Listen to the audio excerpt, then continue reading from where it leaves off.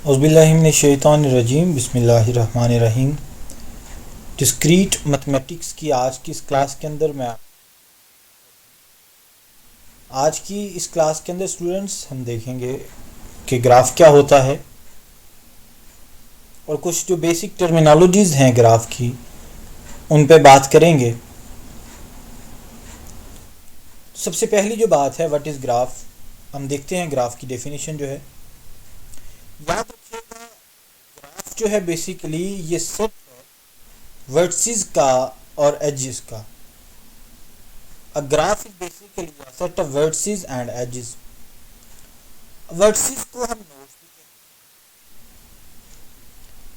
हैं। अब अगर आपके पास एक ग्राफ है ए बी सी, तो जो उसके एंड पॉइंट्स हैं ए बी और सी उसके नोड्स बेसिकली कहलाएंगे या उसके वर्टिसेस जो है वो कहलाएंगे। जबकि जो पाथ होगा A to B, B to C, C to A, वो जो पाथ हैं उनके दरमियान उन्हें एजेस कहा जाएगा। Each edge has one associated with it called end point. और हर एज जो है उसके साथ एक से ज़्यादा वर्सेस जो है वो एसोसिएट हो सकते हैं, जिसे उसका एंड पॉइंट्स कहते हैं हम। इसकी एक एग्जांपल है, let us consider a graph is G is equal to V E, V vertices के लिए, ई एजिस के लिए। जबकि वी वर्सेस उसके जो हैं वो कौन कौन से हैं, ए है, बी है, सी है और डी है और ई है। इस एग्जांपल के अंदर ए बी सी डी और ई जो है बेसिकली, या A B C D E जो हैं ये हमारे पास वर्टिसेस हैं यहाँ पे 5। और इसके जो एजेस हैं एक ए टू बी है E1, एक ई टू डी है E2, एक बी टू डी है इसके दरमियान जो पाथ है, और एक डी टू सी है जो इनका जो पाथ है। तो यहाँ पे जो एजेस बनेंगे वो 4 बनेंगे, जबकि वर्टिसेस जो बनेंगे वो 5 बनेंगे। तो इसे हम ग्राफ का एक नाम देंगे। Basically graph is a set of vertices and edges. अब बच्चे याद रखिएगा जो टाइप्स हैं ग्राफ की, उसके अंदर जो नॉर्मली है वो 2 तरह के ग्राफ होते हैं। एक डायरेक्टेड ग्राफ है, एक अनडायरेक्टेड ग्राफ है। यहाँ पे हम अगर बात करते हैं सबसे पहले नल ग्राफ है। बेसिकली नल ग्राफ आपके पास एक ऐसा ग्राफ होगा जिसके अंदर graph that has no edges. एक ऐसा ग्राफ जिसके अंदर एजेस ना हो, सिर्फ वर्टिसेस ही हों, तो उन्हें हम नाम देते हैं, ये आपका क्या है, ये एक नल ग्राफ है। The null graph of a vertices is noted by capital N, साथ सब्सक्रिप्शन में स्मॉल ग्राफ है 3 वर्टिसेस का, जिसे नल ग्राफ है बेसिकली 3 वर्टिसेस का, ए बी सी का, और इसके अंदर क्योंकि कोई भी एज नहीं आ रहा, और इसे n3 कहा जाएगा। बेसिकली जो स्मॉल n है वो नंबर ऑफ वर्टिसेस को रिप्रेजेंट करता है, कैपिटल n जो है वो इसकी नोटेशन के लिए यूज़ किया जाता है नल के लिए। डायरेक्टेड ग्राफ है उसके बाद हमारे पास यहाँ पे।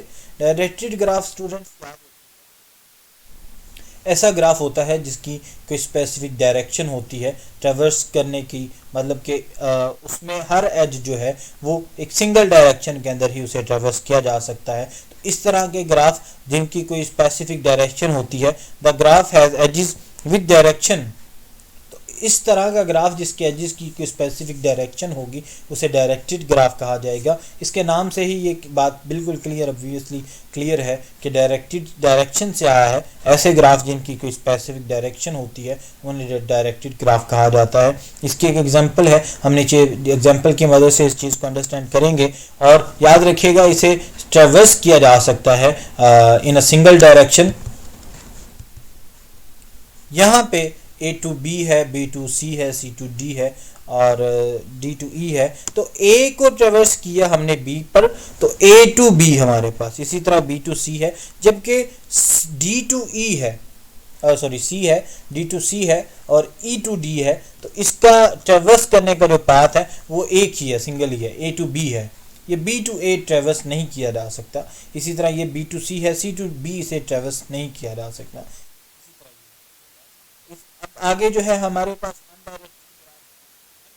ग्राफ बच्चे याद रखिएगा एक ऐसा ग्राफ होता है जिसकी कोई स्पेसिफिक डायरेक्शन नहीं होती, बल्कि आप उसको बोथ डायरेक्शंस के अंदर ट्रैवर्स कर सकते हैं। The graph has edges that do not have a direction is called undirected graph, each edge can be traverse in both direction, और उनको आप दोनों डायरेक्शंस के अंदर ट्रेवर्स कर सकते हैं। मिसाल के तौर पे यहाँ पे हमारे पास जो वर्टिसेस हैं 5 हैं, ए बी सी डी और ई है। अब ए टू बी भी मूव कर सकते हैं, बी टू ए भी ट्रेवर्स कर सकते हैं, आप बी टू सी भी जा सकते हैं, सी टू बी भी आ सकते हैं, डी टू सी भी जा सकते हैं, सी टू डी भी आ सकते हैं, और डी टू ई भी जा सकते हैं, जबकि ई टू डी भी आप जा सकते हैं।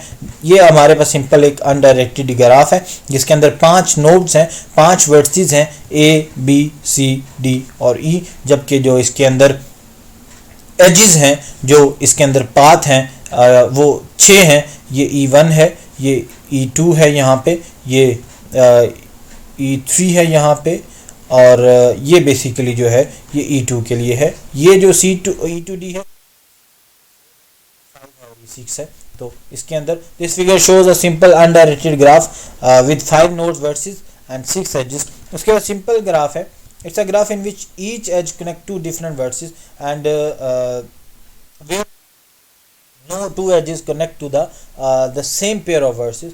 बेसिकली सिंपल ग्राफ आपके पास एक ऐसा ग्राफ होता है जिसमें हर एज जो है वो 2 वर्सेस के साथ जुड़ा होता है, कनेक्ट होता है, जबकि कोई भी 2 एजेस ऐसे नहीं आपके पास होंगे जो सेम वर्सेस के साथ कनेक्ट होंगे। दोबारा बता देता हूँ, थोड़ी सी टेक्निकल बात है लेकिन आपने समझने की कोशिश करनी है।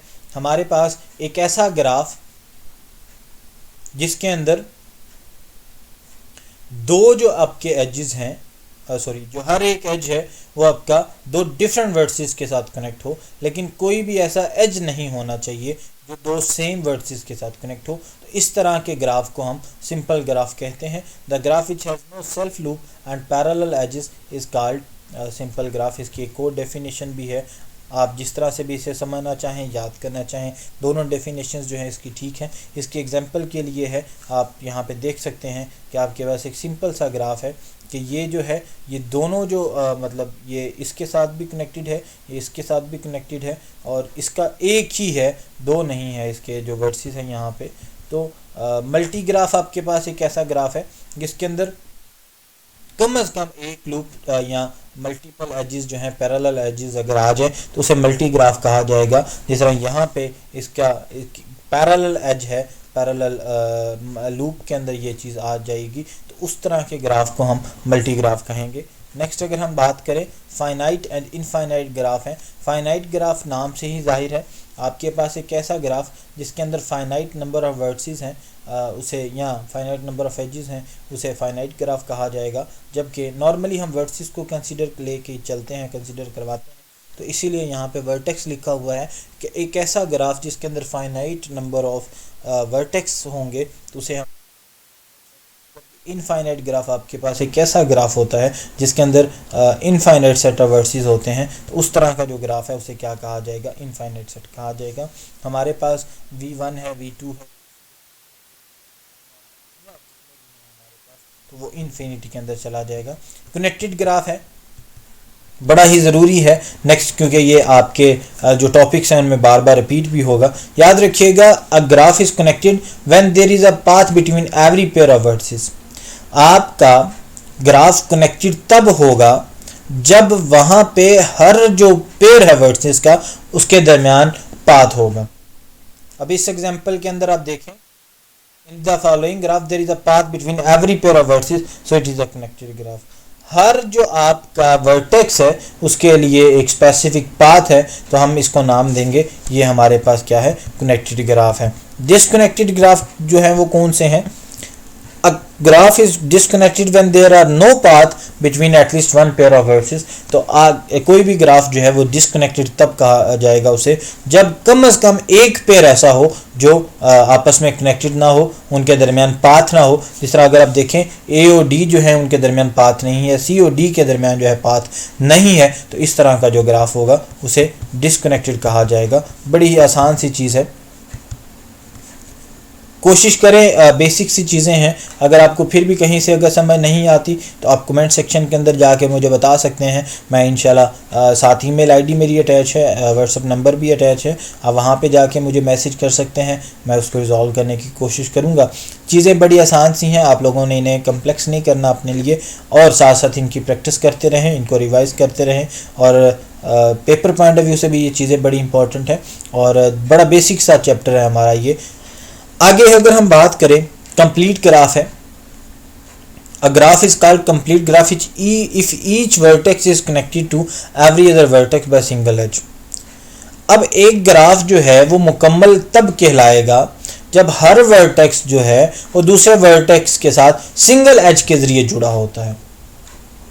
मैं दोबारा बता देता हूँ कि एक ग्राफ जो है उसे कंप्लीट ग्राफ तब कहा जाएगा जब हर एक जो वर्टेक्स है उस ग्राफ का वो दूसरे वर्टेक्स के साथ जुड़ा हो, और किस तरह जुड़ा हो, सिंगल एज के ज़रिए जुड़ा हो, उस तरह के ग्राफ को कंप्लीट ग्राफ कहा जाएगा। The complete graph with the vertex is note n vertices is noted by K n. और इसको कोई ऐसा ग्राफ जिसके अंदर एन नंबर ऑफ वर्सेस हैं, तो कंप्लीट जो ग्राफ है उसको हम के एन से रिप्रेजेंट करवाते हैं। अब एन में नंबर ऑफ वर्सेस हैं बेसिकली। फॉर एग्जाम्पल अगर जिस तरह यहाँ पे हमारे पास ये दो वर्सेस हैं, एक ए और बी है, तो यहाँ पे एन रिप्लेस हो जाएगा 2 के साथ। इसी तरह यहाँ पे 3 आ गए हैं, तो ये भी कंप्लीट ग्राफ है, क्योंकि हर जो आपका वर्टेक्स है वो सिंगल एज के ज़रिए दूसरे वर्टेक्स के साथ जुड़ा हुआ है, तो हम इसको कंप्लीट ग्राफ कह सकते हैं। यहाँ पे K4 है, K5 है, ये आप लोग अपनी प्रैक्टिस कीजिएगा। यहाँ तक अगर आपने कोई बात पूछनी है तो आप पूछ सकते हैं। बड़ा ही एक इम्पॉर्टेंट क्वेश्चन है, पेपर पॉइंट ऑफ व्यू से भी याद रखिएगा। कंप्लीट ग्राफ जो है of n number of vertices has n into n minus 1 divided by 2 number of edges। आपको पेपर में ये बात पूछी जा सकती है, क्वेश्चन दिया जा सकता है कि आपको नंबर ऑफ वर्सेस दे दिए गए और आपसे ये कहा जाए कि आप नंबर ऑफ एजेस को फाइंड करें। याद रखिएगा, नंबर ऑफ एजेस को फाइंड करने का जो फार्मूला है n into n minus 1 divided by 2 है। n का मतलब क्या है, number of edges, number of vertices के। यहाँ पे जिस तरह how many edges do K10 have, K10 जो है मतलब क्या कि यहाँ पे नंबर ऑफ वर्सेस जो हैं वो 10 हैं। आपने सिंपल इस फार्मूला के अंदर इन वैल्यूज़ को पुट करना है, n into n minus 1 divided by 2। आपके पास नंबर ऑफ एजेस जो है उसकी वैल्यू आ जाएगी।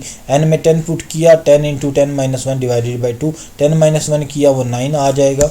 और यहाँ पे जो फाइनल आंसर बनेगा 2 5 टाइम 10 होता है, 5 इंटू 9 45 आ जाएगा। इस तरह से आप जो है एजेस को फाइंड कर सकते हैं। आपको कोई भी वैल्यू दे दी जा सकती है, तो फार्मूला अगर आपको याद है n into n minus 1 divided by 2, तो आप इस फार्मूला की मदद से नंबर ऑफ एजेस को फाइंड कर सकते हैं।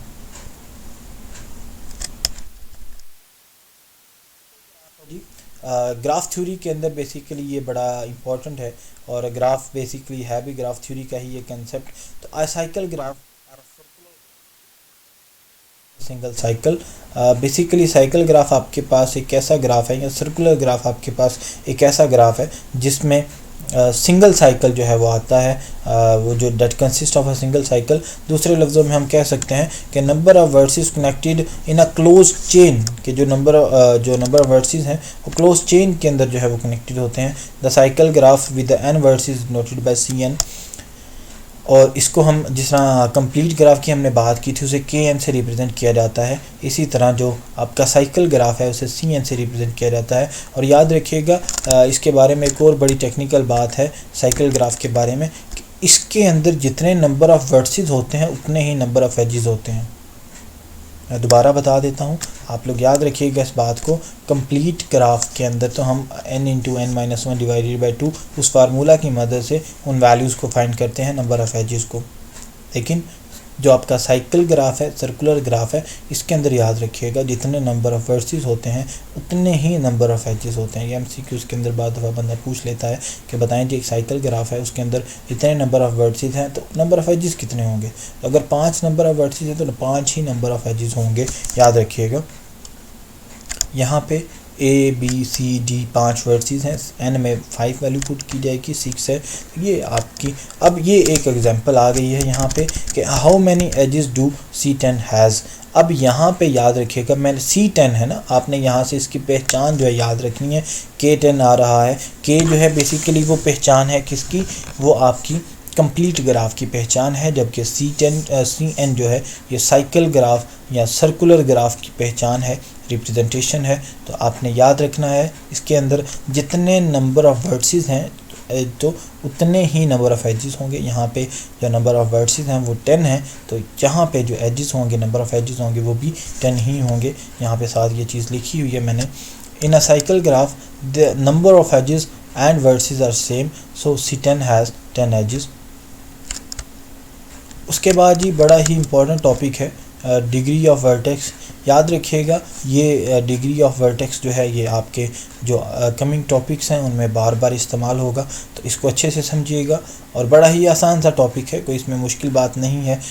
The degree of a vertex of a graph is the number of edges incident to the vertex with loop counting twice. तो आपके पास जो बेसिकली डिग्री है किसी भी वर्टेक्स की, वो कितने उसके साथ दूसरे वर्टेक्स जो है वो कनेक्टेड हैं या वहाँ से कितने पाथ जो हैं वो बन रहे हैं, तो हम उसको उसकी डिग्री कहेंगे। ए की बात करते हैं तो ए की डिग्री 4 है। अब 4 किस तरह है, यहाँ पे ए के साथ एक अपना है, इसे सेल्फ लूप कहा जाता है, याद रखिएगा, या लूप कहा जाता है। तो इसे भी हम काउंट करेंगे क्योंकि ए के साथ एक पाथ बन रहा है, एक एज बन रहा है, और एक ए का बी के साथ है, और एक ए का डी के साथ है, और इसी तरह एक ए का सी के साथ है। तो टोटल जो है हमारे पास यहाँ पे डिग्री ऑफ ए की अगर हम बात करेंगे वो 4 है। एक इसकी, दूसरी, तीसरी और चौथी।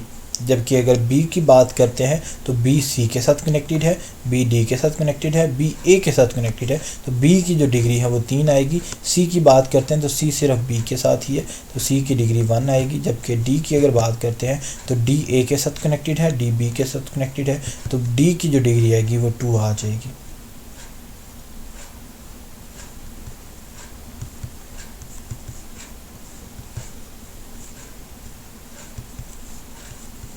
आइसोलेटेड वर्टेक्स है।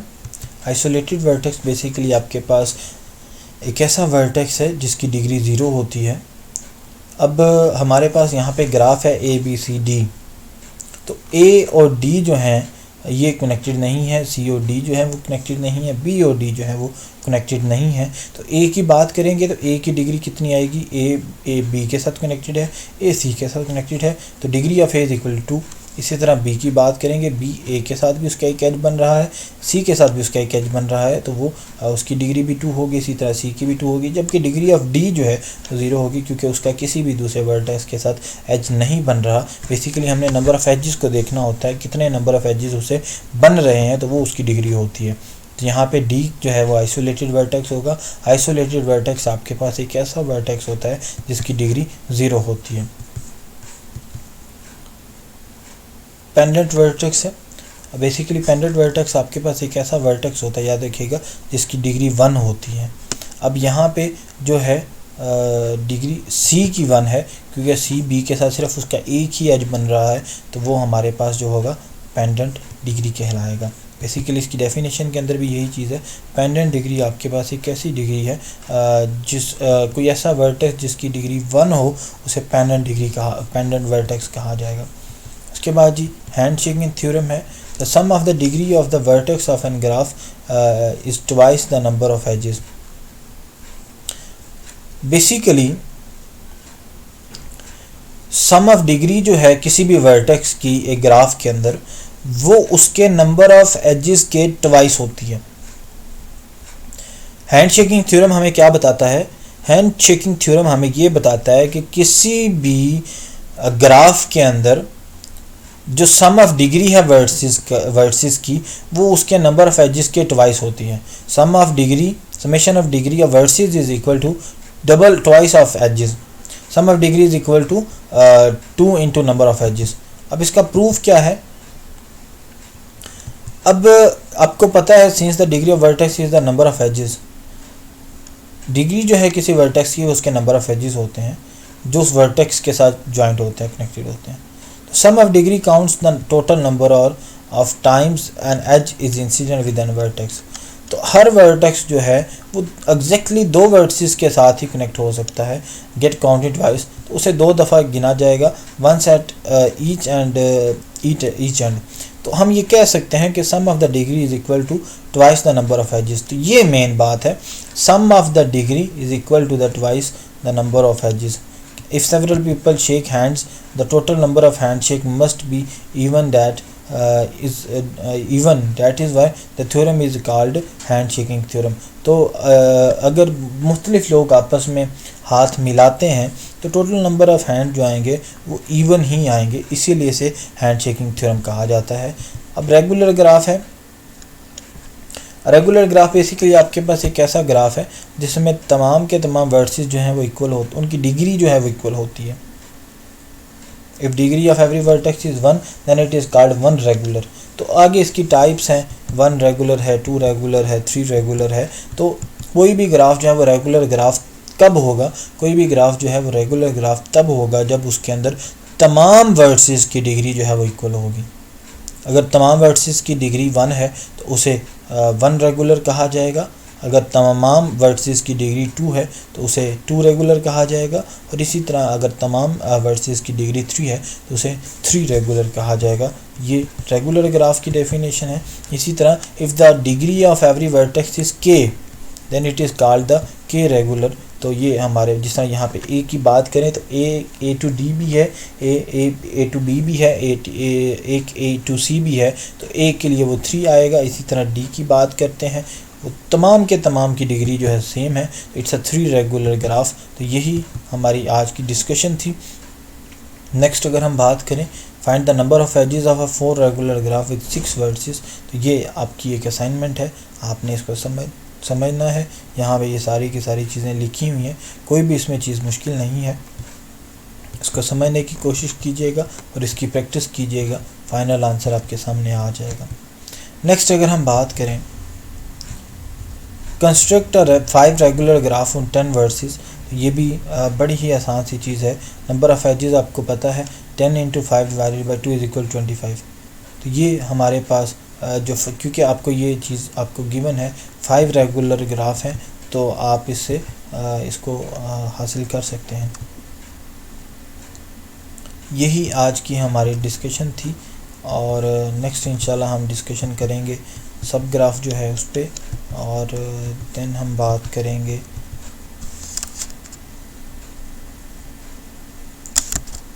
ये क्या है जी, सब ग्राफ है। और for the following graph ji, isomorphic graph, ये सारी की सारी चीज़ें वैसे हमारी नेक्स्ट लेक्चर के अंदर हैं। तो यहाँ तक अगर आपने कोई बात पूछनी है तो आप पूछ सकते हैं। आज की इस लेक्चर के अंदर हमने जो डिस्कस किया मैं आपको साथ साथ बताता चलूँ। हमने ग्राफ को देखा और कुछ जो बेसिक टर्मिनोलॉजीज़ हैं ग्राफ की उनको हमने देखा। पेपर पॉइंट ऑफ व्यू से भी ये ज़रूरी है। नेक्स्ट जो आपके टॉपिक हैं डिस्कशन के, उनके लिए भी ये सारी चीज़ें जो हैं वो सारी की सारी डिस्कशन बड़ी ज़रूरी है। कोशिश कीजिएगा इसको समझने की। अगर कहीं पे किसी को किसी किस्म की कोई कन्फ्यूजन है तो आप डिस्कस कर सकते हैं। अगली क्लास तक के लिए अल्लाह हाफिज़।